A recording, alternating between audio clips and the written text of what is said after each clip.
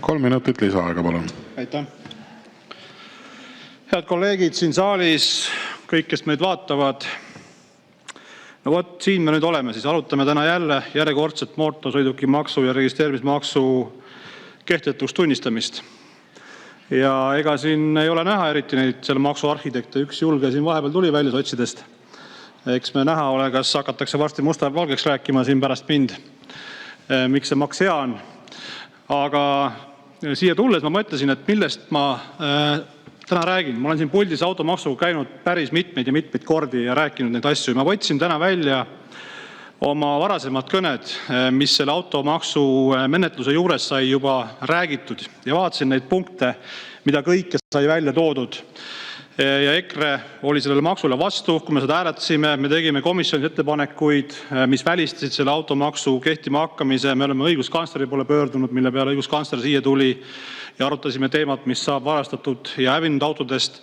Me oleme enda poolt kõik teinud ja ma luban ka, et EKRE, olles valitsuses järgmine aasta, lõpetab selle automaksu ära. Sellepärast, et see lihtsalt on niivõrd vale asi, et seda näitab see pilt, kuidas need arhitektid tegelikult siia saali pole julgenud tulla. Nad peaks täna siin olema ja koos arutama seda asja, aga need ei ole siin. Ja see on see põhjus, et see maks lihtsalt on niivõrd vale. Eriti kahju on see, et siin oli enne rahanduskomisjoni esinaine Annely Akkermann, kes rääkis suurest eduloost, kuidas ta täna vaatas uudiseid Postimehest, kuidas väga hästi on. Automüüjad ütlevad, et väga tore on ja tegelikult on hästi kõik. Aga jättis rääkimata selle poole, mis on referentsnumbrid, millega võrreldakse. Tuuakse välja suured edunumbrid võrreldes aasta kuudega, kui üldse praktiliselt müüki poolt, sest enne osteti autod ära. Täiesti hämmastav, ei peaks üldse sellist juttu rääkima, peaks häbi olema. See on üks asi. Teine asi, jäetakse rääkimata see, kui palju on täna maksuametis juriidiliste ja füüsilistel isikutel võlad üleval automaksust. Kui suur hulk inimesi on täna sellepärast oma kontod pidanud või on kinni pandud, mitte nemad pole pidanud, kinni on pandud inimeste kontod. Inimesed saa normaalselt oma igapäevaelu elada, sellepärast, et kontod on kinni pandud automaksu pärast. Selle menetluse käigus ma kunagi küsisin siin ministrite käest ka, et kuidas siis on, et millal ära hakatakse võtma kortereid, maju ja muid varasid automaksu eest, et võlgu. Tuleb ära võtta ju käest, et ei saa, te olete riigile võlgu automaks. Aga nüüd natuke vaatame neid aspekte, mida siis sai siin automaksu menetluse ajal välja toodud ja mille kohta siis öeldi, et ei, et need ei realiseeru ja see on kõik üks opositsiooni hirmu jutt. Vaatame siis seda maapiirkondade siis inimeste raskem seis transpordi kättesaadavusega ja mis läheb kallimaks inimestele.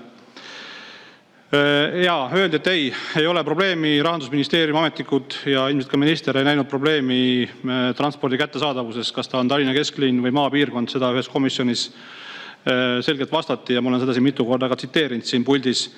Tegelikkus on see, et inimesed on väga hädas. Inimesed ei jõua oma autosid üleval pidada. Niigi nad ei jõua osta enam täna rehve, kui me vaatame elektri hinda, kui me vaatame kõike seda elukallidust, mis toimunud on. Siis lisaks sellele, et inimesed on üleüldse väga raskes olukorras, eriti maapiirkonnas, kus sul on autot vaja, on tulnud siin välja geeniused ettepanekuga hakata maksustama veel pensionäre ja lapsi. Transport on nagunii kättesaamatu juba. Liinid on väga hõredad ja siis tuleb meil regionaalminister, kes peaks seisma inimeste liikumisvõimaluste ja inimeste eest. Tuleb ettepaneku, et hakkame maksustama veel pensionäre ja lapsi. Et saada teada, kui palju inimesi meil bussiga või rongiga sõidab. Tuleb taevas appi. Ettevõtjad, väikeettevõtjad eriti on saanud suure põntsu ja tegelikult kõik need lisakulud on ju läinud meie igapäevateenistusse. Kõik meie teenused on läinud kallimaks selle võrra. See oli ju alu saada kohe. Ja see on ju praktiliselt elus juba sinnamaani jõudnud, et kõik tarbija maksab selle kinni. Lisaks sellele me riigis kogu aeg nihutame kõik teenused kuskile suurematesse keskustesse ja räägime edulogudest, kuidas nüüd on väga hästi, riik on õhem, riik on ökonoomsem. Aga jätame rääkimata selle, et kõik see kulu on lükatud inimese kaela.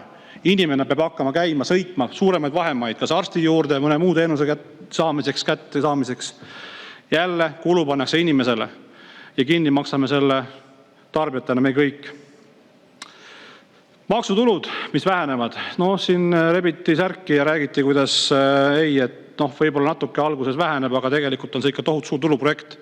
Tegelikkus on see, et oleme saavutanud hulga juriidilisi isikuid ja eraisikuid, kes on võlgu täna maksuametile, kelle kontod on kinni, ja tegelikult oleme ära hävitanud sektori, automüügisektori, ja sealt on läinud ära töökohad, sealt on ära läinud maksulaekumised.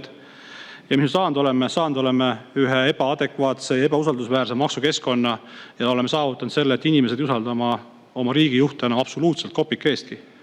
Sellepärast, et me kõik mäletame seda, lugege mu huultelt, maksud ei tõuse. Autopargi vananemine. Mäletame kõik seda lugu, kuidas räägiti, mingisugune edulugu on, nüüd hakkame suruma automaksuga kõiki sõitma uute autodega, keskkond läheb puhtamaks ja kõik on väga hästi. Tegelikkus on ju see, et Eesti autode keskmine vanus on paari aasta võrra vanemaks läinud, kui see varasemalt oli seal kuskil 13 aasta juures, 13-14 aasta jooksul. Nüüd me oleme juba jõudnud umbes 15 juurde, kusjuures Euroopa keskmine autode vanus on kuskil 12,5 kandis. Ja saastame palju rohkem, sest inimesed ostavad vanu autosid selleks, et kuidagi üldse hakkama saada ja väiksemat maksu maksta. Ja siin juures keskkonnahoiust jutt on ikka väga mage, et see nagu ei lenda mitte kuidagi moodi. Ja selles mõttes on kahju, et kui eelnõu tegijad ka midagi tulevad päriselt läbi suruma, siis rääkige, mis te seda teete, rääkige kohe ausalt ära. Aga ei, räägitakse siin keskkonnahoiust ja midagi täiesti nonsense. Kurb. Nüüd lisaks sellele veel saame siin iga päev uudiseid, mis tegelikult ilmselt siin saalis olijatel ei olnud uudised, aga mida on kiivalt varjatud, et automaksu ja registreerimistasu tõusud on sisse planeeritud juba 28. aastaks ja 31. aastaks märkimisväärsed, mis on täna juba täiesti ebareaalselt suured, on sisse planeeritud veel lisatõusud. Või siis võtame näiteks selle markantse asja, et kui sa autoromu tahad nüüd 27. aastast minna arvelt maha võtta, mida sul ei ole, oled mingil põhjusel unustanud seda teha, siis hakkad selle eest maksma 800 eurot. 800 eurot. Tule taevas appi. Auto eest, mida sul ei ole, ja mingil põhjusel on jäänud maha võtmata, hakkad siis maksma 800 eurot. Et kui täna saad seda teha veel 15 euro eest, siis järgmine aasta hakkad selle eest 800 eurot maksma. Täiesti ebareaalne. Ja lõpetuseks peab ütlema, et loodame siis, et nagu Annely Akkermann ütles siin, et huvigruppe kaasatakse kõiki menetluse käigus, mida ei ole praegu tehtud, sellepärast, et esimene lugemine on, nagu ta tähtsalt ütles siin, siis tahaks ikkagi näha, et saab see eelnõu edasi minna täna, seda ei katkestamist ei tehta või tagasi lükkamist ja need huvigrupid saavad kõik tulla ja kaasatud olla ja rääkida, mida nad arvavad automaksust. Aitäh! Suur tänu!